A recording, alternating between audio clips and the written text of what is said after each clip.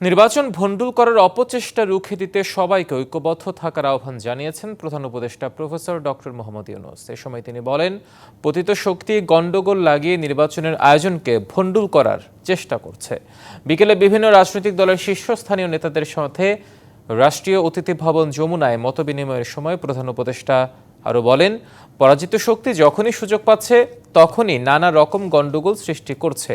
এসব করে তারা দেশের স্বাভাবিক অগ্রযাত্রাকে মারাত্মকভাবে ব্যাহত করছে।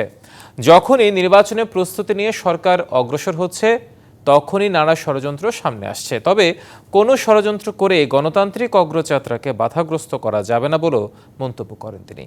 এ সময় সুষ্ঠু নির্বাচন আয়োজনের জন্য সব রাজনৈতিক দলের সহযোগিতা প্রত্যাশা করেন তিনি। এর আগে বৈঠকের শুরুতে মাইলস্টোন স্কুল অ্যান্ড কলেজে যুদ্ধবিমান বিধ্বস্তের ঘটনায় নিহতদের স্মরণে 1 মিনিট নীরবতা পালন ও মোনাজাত করা হয়। আগামী 4-5 দিনের মধ্যে নির্বাচনের তারিখ ঘোষণার প্রতিশ্রুতি দিয়েছেন প্রধান উপদেষ্টা ডক্টর মোহাম্মদ ইউনূস। বিকেলে 14টি রাজনৈতিক দলের সাথে মতবিনিময় শেষে একথা জানিয়েছেন অধিকাংশ দলের নেতারা। একই সাথে দেশের আইন শৃঙ্খলা স্বাভাবিক রাখতে প্রধান উপদেষ্টাকে আহ্বান জানিয়েছেন তারা। রাজনৈতিক দলগুলোর সাথে নিয়মিত মত বিনিময়ের অংশ হিসেবে শনিবার বিকেলে রাষ্ট্রীয় অতিথি ভবন যমুনায় প্রধান উপদেষ্টার সঙ্গে মত বিনিময় করেন 14টি রাজনৈতিক দলের নেতারা।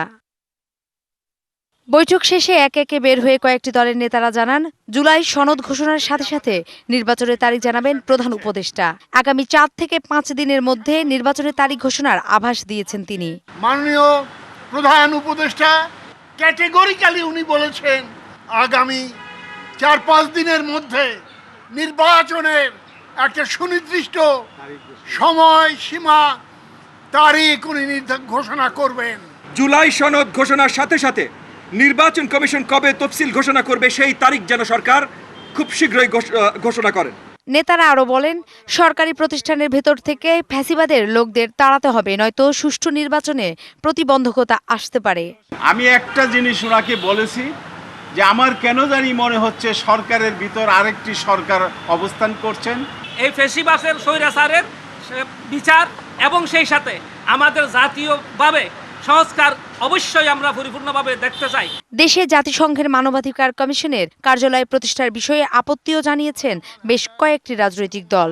জাতিসংঘের মানবাধিকার কমিশনের অফিসের ব্যাপারে সিদ্ধান্ত নিয়েছে, এগুলো কিন্তু আসলে অন্তর্বর্তীকালীন সরকারের কাজের মধ্যে পড়ে না।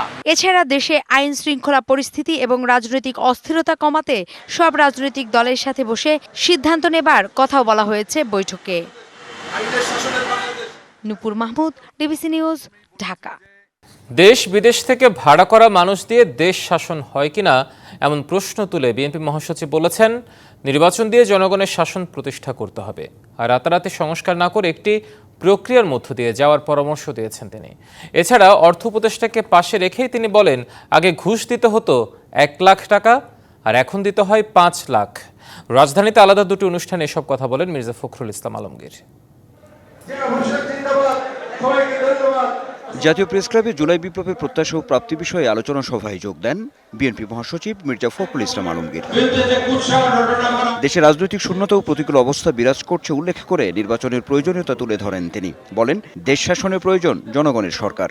নির্বাচন না হলে আমি প্রতিনিধি নির্বাচন করব কি করে, আর প্রতিনিধি নির্বাচনে না হলে সে পার্লামেন্টে যাবে কি করে, আর পার্লামেন্টে না গেলে জনগণের শাসনটা প্রতিষ্ঠিত হবে কোত্থেকে? কয়েকজন ব্যক্তিকে দেশ বিদেশ থেকে ভাড়া করে নিয়ে এসে কি দেশ চালানো যায়? রাতারাতি নয়, একটি প্রক্রিয়ার মধ্য দিয়ে সংস্কার হতে হয় বলেও মন্তব্য করেন মির্জা ফখরুল। বিরোধিতা করেন পিআর পদ্ধতির নির্বাচন নিয়ে। জনগণ ভোট দেবে, যে দলটি সবচেয়ে বেশি ভোট পাবে তারা তাদের নমিনেশন দেবে পার্লামেন্টে যাওয়ার জন্য। আমরা এই কারণেই বলেছি যে লোয়ার যে আপনার পার্লামেন্ট, অর্থাৎ নিম্নকক্ষের যে পার্লামেন্ট, সেই পার্লামেন্টে আমরা আনুপাতিক হারে নির্বাচন কথা আমরা চিন্তা করি না। দলের নেতাকর্মীদের আরও সৎ হওয়ার উপদেশও দেন বিএনপি মহাসচিব। অনেস্টি, সততা ছাড়া বিএনপি কিন্তু আপনার জনগণের কাছে দাঁড়াতে পারবে না। এর আগে সেইডা মিলনায়তনে হোসেন জিল্লুর রহমানের অর্থনীতি, শাসন ও ক্ষমতা বইয়ের প্রকাশন অনুষ্ঠানেও সমসাময়িক প্রসঙ্গ নিয়ে কথা বলেন মির্জা ফখরুল। কারো কোনো জবাবদিহিতা নেই কোথাও, nobody is accountable to anybody now. তো সেই জন্যে এই গণতন্ত্রের প্রক্রিয়াটাকে চলতে দিতে হবে এবং আমার মনে হয় যে বিলম্ব না করে অতি দ্রুত ওই প্রক্রিয়াতেই আমাদের যাওয়াটা বোধহয় সবচেয়ে বেশি সমীচীন। দেশের চলমান পরিস্থিতি নিয়ে উদ্বেগ প্রকাশ করে বিএনপি মহাসচিব ভোটের মাধ্যমে দেশে গণতান্ত্রিক পরিস্থিতি ফিরিয়ে আনার উপরও জোর দেন। Anwar Hossain, DBC news, Dhaka. Fascist Hasina গণহত্যার বিচার দৃশ্যমান না হওয়া পর্যন্ত দেশের মানুষ নির্বাচন হতে দেবে না, এমন হুঁশিয়ারি দিয়েছেন জামায়াতের সেক্রেটারি জেনারেল অধ্যাপক মিয়া গোলাম পরোয়ার। বিকেলে খুলনার শিববাড়ি মোড়ে ইসলামী আন্দোলনের গণসমাবেশে যোগ দিয়ে এই হুঁশিয়ারি দেন তিনি। পাশাপাশি বর্তমান নির্বাচন কমিশনের অধীনে সুষ্ঠু ও নিরপেক্ষ নির্বাচন হবে কিনা সে লক্ষ্যে জাতীয় নির্বাচনের আগে পরীক্ষামূলক স্থানীয় নির্বাচনের দাবিও তোলেন তিনি। এদিকে প্রয়োজনীয় রাষ্ট্রীয় সংস্কার, গণহত্যার বিচার ও পিআর পদ্ধতিতে সুষ্ঠু নিরপেক্ষ নির্বাচন সহ বন্ধ হওয়া বিভিন্ন মিল কারখানা চালুর দাবি জানান ইসলামী আন্দোলনের আমির সৈয়দ মোহাম্মদ রেজাউল করিম।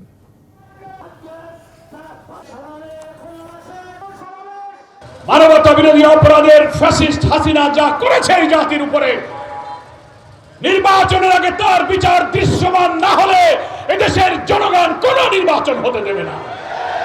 সংস্কার চাই, পিআর চাই। আমরা আরো দাবি করেছি জাতীয় নির্বাচনের আগে নির্বাচন কমিশনের নিরপেক্ষতা প্রমাণের জন্য স্থানীয় নির্বাচন আগে দিতে হবে। রাষ্ট্র ব্যবস্থা সংস্কারের যে সুযোগ অভ্যুত্থানের মধ্য থেকে তৈরি হয়েছে তা কাজে লাগাতে না পারলে দেশ পিছিয়ে যাবে। তাই নির্বাচন ব্যবস্থা থেকে শুরু করে পুরো রাষ্ট্র কাঠামো ঢেলে সাজানোর বিষয়ে রাজনৈতিক দলের একই সিদ্ধান্তে পৌঁছানোটা জরুরি। জাতীয় সনদের ধারণাটা উপস্থাপন করি। রাষ্ট্রের গণতান্ত্রিক রূপান্তরে জাতীয় সনদ উপস্থাপন শীর্ষক আলোচনার আয়োজন করে সুশাসনের জন্য নাগরিক সুজন। প্রস্তাবিত জাতীয় সনদ রাজনৈতিক সংস্কার, আইনসভা, সংবিধান সংস্কার, বিচার বিভাগ বিকেন্দ্রীকরণ, দুর্নীতি দমন সহ নানা বিষয়ে মতামত তুলে ধরা হয় আয়োজনে। সমঝোতা স্মারক বা জাতীয় সনদ স্বাক্ষর। অনুষ্ঠানে বিশিষ্টজনেরা বলেন, কিছু সংস্কার আছে যেগুলো অধ্যাদেশের মাধ্যমে এখনই বাস্তবায়ন করা যায়, আর মৌলিক সংস্কারগুলোতে রাজনৈতিক দলগুলোর ঐক্যমত দরকার হবে। ঘোষণা হবে, ঘোষণার পর সংবিধান হবে, তারপর আইন কানুন পাশ হবে, তারপর সংস্কার হবে। দূরের বাদ আর কত শুনবো? এখনো সময় আছে 6 মাস, এখনো সময় আছে 6 মাস। যারা বিবেকবান রাজনীতিবিদ এবং বিবেকবান নাগরিক এবং সরকারের মধ্যে দুজন থাকেন, এই 6 মাসের মধ্যে অনেকগুলো কাজ করে ফেলতে হবে আপনাদের। কতগুলো সংস্কার, আইন কানুন, বিধিবিধান পরিবর্তনের মাধ্যমে নির্বাহী আদেশে বাস্তবায়ন করা যায়, এগুলোতে কোনো সংবিধান পরিবর্তনের দরকার হয় না। রাজনীতিবিদদেরও চাওয়া, পুরাতন ধ্যান ধারণা বাদ দিয়ে সংস্কারের মধ্য দিয়ে নতুনভাবে যাত্রা শুরু হোক, যেখানে সবার আগে গণতান্ত্রিক প্রতিষ্ঠানগুলোর সংস্কার দরকার। রাজনৈতিক দলগুলোর সদিচ্ছা না থাকে বা যে সরকার, তত্ত্বাবধায়ক সরকার হোক বা ইন্টারিম সরকার হোক বা নির্বাচিত সরকার হোক, গণতান্ত্রিক সরকার হোক, সেই সরকারগুলোর সদিচ্ছা থাকতে হবে যে না, আমি এই পরিবর্তনগুলো চাই এবং এইভাবে চাই। কাজের গতি নিয়ে হতাশা আছে, তারপরও জাতীয় ঐকমত্য কমিশনের সংস্কার প্রক্রিয়া নিয়ে আশার কথা শোনান অনেকে। সমালোচনা আছে, অনেক হতাশার জায়গা আছে। সব সমালোচনা এবং হতাশা সত্ত্বেও আমি যেহেতু এটাকে খুব কাছ থেকে দেখি, আমি বিশ্বাস করি আশাবাদী হওয়ার যথেষ্ট সুযোগ আছে। সুযোগ সৃষ্টি হয়েছে, তাই এবার অবশ্যই সংস্কার করে তারপরে নির্বাচনে যাওয়ার জোর দেন বক্তারা। আপনি যদি নির্বাচন পদ্ধতি পরিবর্তন না করে, গণতান্ত্রিক রূপান্তর না করে, নিয়ম সেট না করে আপনি যদি সরকার গঠন করেন, অবশ্যই বারবার গণ অভ্যুত্থান হবে এবং এইবার আর 15 বছর সময় কেউ নিবে না। এই গণ অভ্যুত্থানের মধ্যে দিয়ে আমাদের যে একটা সুযোগ এবং ব্যাপক সম্ভাবনা তৈরি হয়েছে, এখনো যে সময়টা আছে, এখনো ওনারা যেন মেরুদণ্ডটা শক্ত করে দাঁড়িয়ে জন আকাঙ্ক্ষাকে প্রাধান্য দিয়ে ওনাদের সিদ্ধান্তগুলো বিবেচনা করে। অনুষ্ঠানে আয়োজকরা একই কণ্ঠে বলেন, রাষ্ট্র ব্যবস্থা আমূল পরিবর্তন বা সংস্কার ও জাতীয় সনদ ছাড়া আগের ব্যবস্থা বহাল রেখে দেশে বা রাষ্ট্রকে এগিয়ে যাওয়া সম্ভব না। শাহ ইমন, ডিবিসি নিউজ, ঢাকা। দেশ বিনির্মাণে পুরনো ফ্যাসিস্ট ব্যবস্থা বাদ দিয়ে নতুন ব্যবস্থা প্রয়োজন, কিন্তু অভ্যুত্থানের পর নতুন সরকার পেলেও নতুন দেশ পায়নি মানুষ। বিচার, সংস্কার ও নতুন সংবিধানের মাধ্যমে নতুন বাংলাদেশের যাত্রা শুরু করতে চায় এনসিপি। জবাবদিহিতার ঊর্ধ্বে কোনো ব্যক্তি, কোনো রাজনৈতিক নেতা বা আমলাকে রাখা যাবে না। মৌলভীবাজার ও কিশোরগঞ্জে জুলাই পদযাত্রায় এ কথা বলেন নেতারা। শনিবার এনসিপির দেশ গড়তে জুলাই পদযাত্রা কর্মসূচি মৌলভীবাজার ও কিশোরগঞ্জে। শনিবার সকাল থেকে বিভিন্ন উপজেলা থেকে মৌলভীবাজার শহরের বেরির পারে জড়ো হতে থাকেন এনসিপির নেতাকর্মী ও সমর্থকরা। দুপুরে জুলাই পদযাত্রা শেষে হয় সমাবেশ। এ সময় নেতারা বলেন, কোনো ব্যক্তির রাজনৈতিক বা আমলাকে জবাবদিহিতার ঊর্ধ্বে রাখা যাবে না। উপদেষ্টার বাড়ি হয়েছে, কিন্তু এখনো তরুণ প্রজন্মের চাকরির ব্যবস্থা হয়নি, তাই ইনসাফ প্রতিষ্ঠায় লড়াই চলবে। উপদেষ্টাদের বাড়ি হয়েছে, উপদেষ্টাদের সবকিছু হয়েছে, মহিলাদের সবকিছু হয়েছে, ব্যবসা বাণিজ্য দখল হয়েছে, কিন্তু আমার যারা ছাত্র নেই বাংলাদেশে তাদের কোনো ব্যবস্থা হয় না। দলের আহ্বায়ক নাহিদ ইসলাম বলেন, পুরনো পদ্ধতিতে বাংলাদেশকে আর চলতে দেয়া হবে না। বিচার, সংস্কার ও নতুন সংবিধানের মাধ্যমে নতুন বাংলাদেশের যাত্রা শুরু করতে চায় এনসিপি। একটি নতুন বন্দোবস্ত লাগবে। পুরনো সিস্টেমে, পুরনো আইনে আমরা আর এই বাংলাদেশকে পরিচালিত হতে দেব না। বিচার, সংস্কার এবং নতুন সংবিধানের মাধ্যমে আমরা একটি নতুন বাংলাদেশের যাত্রা শুরু করতে চাই। পরে পদযাত্রা যায় কিশোরগঞ্জের ভৈরবে। এ সময় সংক্ষিপ্ত এক সমাবেশে নেতারা বলেন, নতুন বাংলাদেশ বিনির্মাণে ঘরে ঘরে এনসিপির বার্তা পৌঁছে দিতে হবে। পরে নেতাকর্মীরা পদযাত্রা নিয়ে যান কিশোরগঞ্জ শহরের পুরান থানা এলাকায়। এ সময় দলটির আহ্বায়ক বলেন, পুরনো ফ্যাসিস্ট ব্যবস্থা বাদ দিয়ে নতুন ব্যবস্থা প্রয়োজন, কিন্তু অভ্যুত্থানের পর নতুন সরকার পেলেও নতুন দেশ পায়নি মানুষ। আমাদেরকে রাজপথে নামতে হয়েছে। যখন আমরা দেখেছি গণ অভ্যুত্থানের 1 বছর পরেও মানুষের অধিকার আদায় হয়নি, সমাজে চাঁদাবাজ এবং সন্ত্রাসের অভয়ারণ্য তৈরি হয়েছে। সামনের নতুন বাংলাদেশ গড়তে এনসিপির উপর আস্থা রাখার আহ্বান জানান নাহিদ ইসলাম। যখন আমরা দেখেছি রাষ্ট্রযন্ত্র থেকে Khalid Hasan, DBC news desk. সামাজিক মাধ্যম অপতথ্য আর কৃত্রিম বুদ্ধিমত্তার অপব্যবহার আগামী নির্বাচনের জন্য বড় চ্যালেঞ্জ বলে জানিয়েছেন প্রধান নির্বাচন কমিশনার এএমএম নাসির উদ্দিন। তার মতে এটি অস্ত্রের চেয়েও মারাত্মক। এই চ্যালেঞ্জ মোকাবেলায় চাইলেন গণমাধ্যমের সহযোগিতা। পিআর পদ্ধতিতে ভোট নিয়ে এখনো কোনো সিদ্ধান্ত হয়নি বলেও জানান সিইসি। খুলনার আঞ্চলিক নির্বাচন কর্মকর্তাদের সাথে মতবিনিময় সভায় অংশ নেন সিইসি এএমএম নাসির উদ্দিন। ভোটারদের আস্থা ও কেন্দ্রে ফিরিয়ে আনাকে চ্যালেঞ্জ হিসেবে দেখছেন সিইসি। তবে এর চেয়ে বড় হুমকি মনে করছেন সামাজিক মাধ্যমে অপতথ্য ও কৃত্রিম বুদ্ধিমত্তার অপব্যবহারকে। নির্বাচন ব্যবস্থার উপরে মানুষের যে আস্থা ফিরিয়ে আনা, এটা একটা বড় চ্যালেঞ্জ আমাদের জন্য।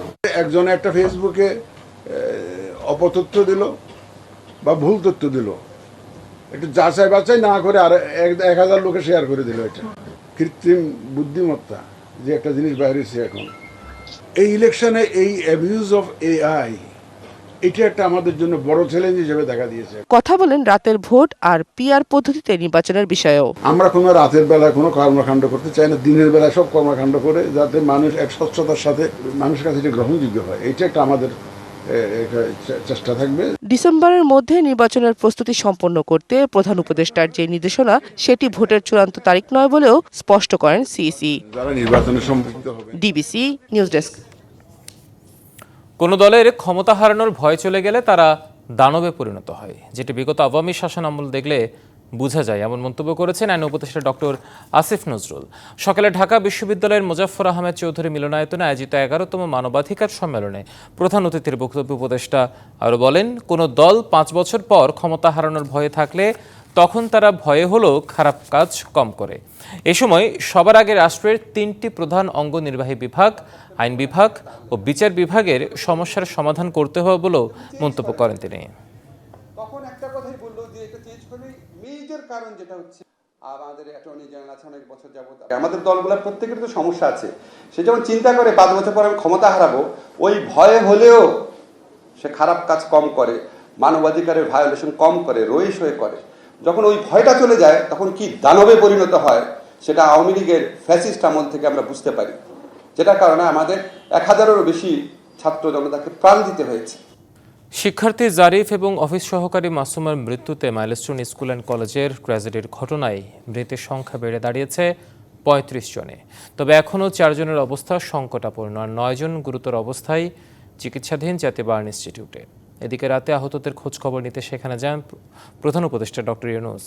আর আজ আরও 2 জনকে রিলিজ দিয়েছে বার্ন ইনস্টিটিউট কর্তৃপক্ষ। বাড়ি ফিরলেন শিক্ষার্থী আয়ান খান ও রাফসি। তবে এখনও মোট চিকিৎসাধীন ৩৬ জন, সিঙ্গাপুরের ৯ জন, চীনের ৫ জন এবং ভারতের ৪ জন বিশেষজ্ঞ চিকিৎসা কাজে সহায়তা করছেন বলে জানিয়েছেন ইনস্টিটিউটের পরিচালক। দুপুরে সংবাদ সম্মেলনে তিনি আরও জানান, অবস্থার উন্নতি হওয়ায় আজ থেকে অন্তত ১৫ জনকে ছাড়পত্র দেওয়ার প্রক্রিয়া শুরু হয়েছে। এছাড়া অন্যদিনের মতো আজ ভিড় নেই জাতীয় বার্ন ইনস্টিটিউটে। দোয়া করি প্রত্যেকটা সন্তানকেই তার বাবা মার কোলে ফিরিয়ে দেখ সুস্থ অবস্থায় যত দ্রুত সম্ভব। এটা প্রত্যেকটা বাচ্চাদের জন্যই দোয়া রইল। আল্লাহ পাক আমার সন্তানকে যেভাবে সুস্থ অবস্থায় ফিরিয়ে দিচ্ছে, প্রত্যেকটা সন্তানকে সুস্থ অবস্থায় ফিরিয়ে দিচ্ছে। আজকে আমরা 2 জন রোগীকে ডিসচার্জের ডিসিশন হয়ে গেছে। সাথে আমরা আরেকটু আপডেট দিব, যেটা আমাদের ক্রিটিক্যাল পেশেন্টের সংখ্যা এই মুহূর্তে 4 জন এবং সিভিয়ার পেশেন্টের সংখ্যা 9 জন। আগামী সপ্তাহের মধ্যে আমরা আশা করছি আরো 10 জনকে অন্তত আমরা রিলিজ দিতে পারব। এখনও শোকের ছায়া দীর্ঘ হয়ে আছে। উত্তরা দিয়াবাড়ির মাইলস্টোন স্কুল অ্যান্ড কলেজের ক্ষত চিহ্ন মুছে ফেলার কাজ চলছে। সীমিত পরিসরে রবিবার থেকে একাডেমিক কার্যক্রম শুরুর কথা থাকলেও ছুটি বাড়ানো হয়েছে 2 দিন। তবে এই ক্যাম্পাসে ক্লাস শুরু নিয়ে এখনও আতঙ্ক আর উদ্বেগ কাজ করছে শিক্ষার্থী এবং তাদের অভিভাবকদের চোখে মুখে। মাইলস্টোন স্কুল অ্যান্ড কলেজের হায়দার আলী ভবনে দুর্ঘটনার এখনও শোক কাটেনি পুরো দেশে। বার্ন ইনস্টিটিউট থেকে নতুন মৃত্যুর সংবাদ শোকের পরিবেশকে আরও ভারী করে তুলছে। শনিবার সকাল থেকেই ক্যাম্পাসে আসতে শুরু করেন বিভিন্ন শ্রেণীর শিক্ষক, শিক্ষার্থী, অভিভাবক। সবার মনে চাপা আতঙ্ক, এই ক্যাম্পাসে আবারও ফিরবেন কিভাবে তারা। আঘাতপ্রাপ্ত প্রত্যেকজন যে যায় বলতেছে আমি আর স্কুলে যাব না, আমি বাসায় থেকে পড়াশোনা করব। ছোট ছোট ভাইরা ওর এই ধরনের ঘটনায় হয়েছে, সেই ধরনের ইম্প্যাক্ট তার ভিতরে আছে, কম বেশি থাকবেই। ক্যাম্পাস থেকে বিমান দুর্ঘটনার ক্ষত মুছে পরিষ্কার করা হলেও শিশুদের মন থেকে এই ক্ষত মুছবে কি সহজে? আমি ওই যে আমাদের বিল্ডিং এ যাইনি, বিল্ডিং এর রাস্তার ওই দিক থেকে আমি ঘুরে চলে এসেছি। এখন ওই জায়গায় অনেক পুড়ে গেছে, তারপর অনেক রকমের খারাপ অবস্থা। মন খারাপ হয়, কারণ চোখের সামনে অনেকেই মারা গেছে, এভাবে পুড়ে গেছে, অনেক দগ্ধ হয়ে গেছে। তো ওইখানে তো এখন অনেক ছোট বাচ্চারা হয়েছে, এটা ভয় থাকেই এখন। অভিভাবকদের খুদে বার্তায় জানানো হয়, রবি ও সোমবার মাইলস্টোন স্কুল অ্যান্ড কলেজের দিয়াবাড়ি শাখায় সব ধরনের কার্যক্রম বন্ধ থাকবে। তবে আবাসিক হোস্টেল নিয়ে এখনো কোনো সিদ্ধান্ত নেওয়া হয়নি। আমাদের হচ্ছে কি, এখন স্টুডেন্টদের তো একটু ট্রমাটাইজড হয়ে আছে, আমরা খোঁজ নিচ্ছি। আমরা গার্ডিয়ানদের সাথে, স্টুডেন্টদের সাথে, টিচাররা যোগাযোগ করতেছে। তারা দেখি মেন্টালি কতটুকু প্রিপেয়ার, সেটার উপর ডিপেন্ড করবে। ক্যাম্পাসের ভেতরে প্রবেশ করতে পারছেন না কোনো দর্শনার্থী। স্কুল কর্তৃপক্ষ থেকে অনুরোধ করা হয়েছে দর্শনার্থীদের ভিড় না করার। Sultana Swarna, TBC news, Dhaka.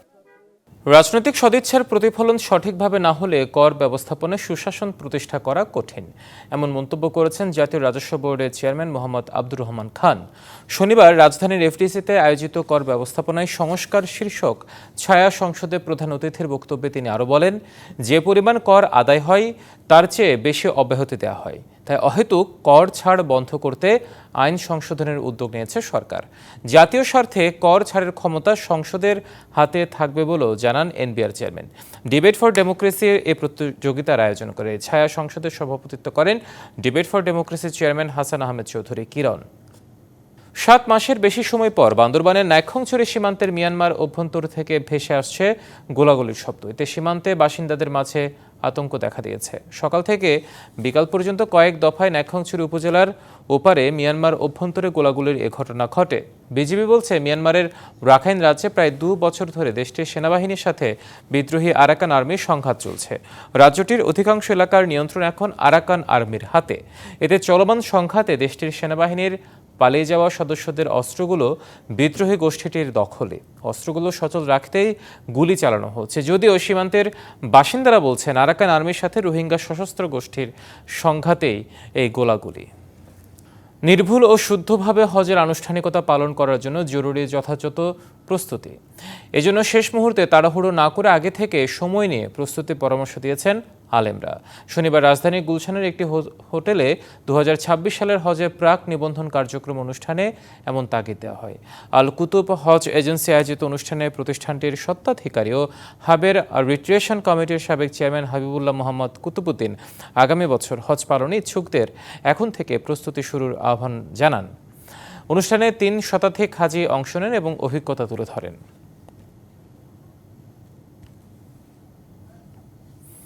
Cancer চিকিৎসায় খুলেছে নতুন দ্বার। এখন সিঙ্গাপুরের ডাক্তারদের সাথে পরামর্শ অভিজ্ঞতা শেয়ার করতে পারবেন বাংলাদেশের ডাক্তাররা। শনিবার রাজধানীর ব্র্যাক সেন্টারে পারস্পরিক সহায়তার লক্ষ্যে medical oncology society in Bangladesh এবং ন্যাশনাল ক্যান্সার সেন্টার সিঙ্গাপুরের মধ্যে একটি সমঝোতা স্মারক সই হয়। এ সময় ক্যান্সার চিকিৎসার সীমাবদ্ধতা ও সম্ভাবনার কথা তুলে ধরেন মেডিকেল অনকোলজি সোসাইটির সভাপতি ডাক্তার পারভিন শহীদা আক্তার।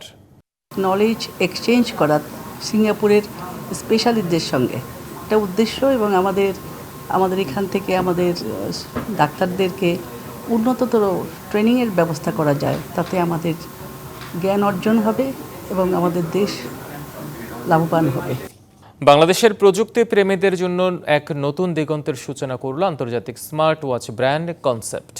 রাজধানীর বসুন্ধরা সিটি শপিং মল ও হোটেল হলিডে ইনে অনুষ্ঠিত হলো এই কনসেপ্ট ব্র্যান্ডের স্মার্ট ওয়াচ লঞ্চিং ইভেন্ট। এতে উন্মোচিত হয় কসপেটের 4টি আকর্ষণীয় স্মার্ট ওয়াচ। অনুষ্ঠানে কসপেটের পক্ষে উপস্থিত ছিলেন সিইও মার্টিন উ এবং গ্লোবাল মার্কেটিং ডিরেক্টর ঝিং ঝ্যাং।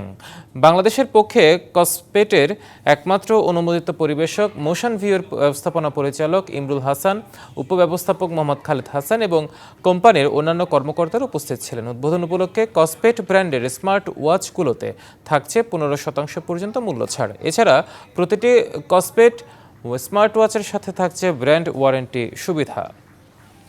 প্রধানমন্ত্রী আনোয়ার ইব্রাহিমের পদত্যাগের দাবিতে মালয়েশিয়ার রাজধানী কুয়ালালামপুরে বিক্ষোভ করছে হাজারো মানুষ। জীবনযাত্রার খরচ কমানো এবং প্রতিশ্রুত সংস্কারের ব্যর্থতার অভিযোগ এনে তার বিরুদ্ধে রাজপথে নেমেছে দেশটির জনগণ। অন্তত 18,000 মানুষ বিক্ষোভে অংশ নিয়েছে বলে জানিয়েছে পুলিশ। সে সময় তাদের পরনে ছিল কালো টি শার্ট। বিক্ষোভে অংশ নেন 2 সাবেক প্রধানমন্ত্রী মাহাতির মোহাম্মদ ও মুহিউদ্দিন ইয়াসিনও। 2022 সালের নভেম্বরে মালয়েশিয়ার প্রধানমন্ত্রীর দায়িত্ব নেন আনোয়ার ইব্রাহিম। তার মেয়াদকালে দেশটিতে সৃষ্টি হয়েছে নজিরবিহীন অর্থনৈতিক সংকট। জীবনযাত্রার ব্যয় বেড়ে যাওয়ায় দেশ জুড়ে সাধারণ জনগণের মাঝে তীব্র অসন্তোষ সৃষ্টি হলে তা রূপ নেয় বিক্ষোভে।